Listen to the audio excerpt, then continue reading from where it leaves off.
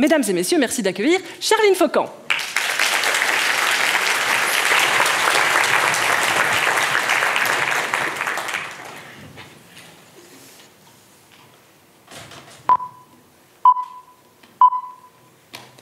Aujourd'hui, la recherche permet de créer et de développer de nouveaux vaccins et traitements afin de soigner ou d'empêcher de nombreuses maladies qui, autrefois, touchaient nos régions. Vous connaissez la brucellose? Non? Eh bien, c'est parce que cette maladie a disparu de chez nous depuis une vingtaine d'années. Malheureusement, ce n'est pas le cas dans les pays dont les moyens ou les conditions d'hygiène ne sont pas suffisants pour éradiquer cette maladie. Et les conséquences sont graves, puisque lorsqu'un animal est infecté, le fermier va devoir abattre tous ses animaux, perdant ainsi son moyen de subsistance et ses plus fidèles compagnons. La brucellose, elle est causée par une toute petite bactérie nommée Brucella. Le fermier risque aussi pour sa santé, en respirant ou en ingérant des aliments contaminés.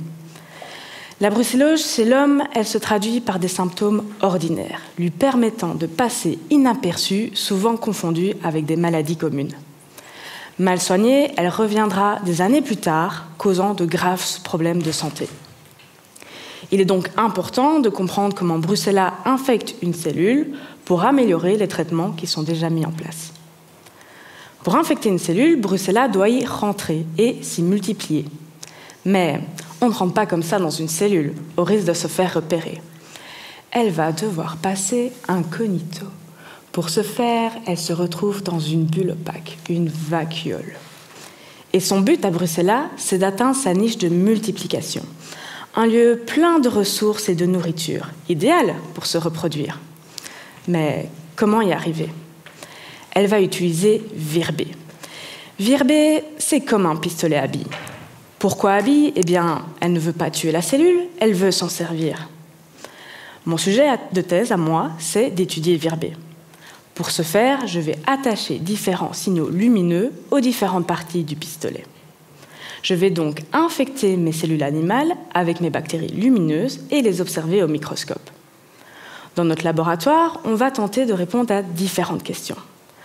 La première, observe de la lumière, et où est-elle dans ma bactérie?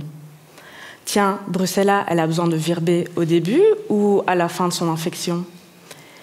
Et une fois multipliée, a-t-elle encore besoin de Vir-B pour sortir de la cellule?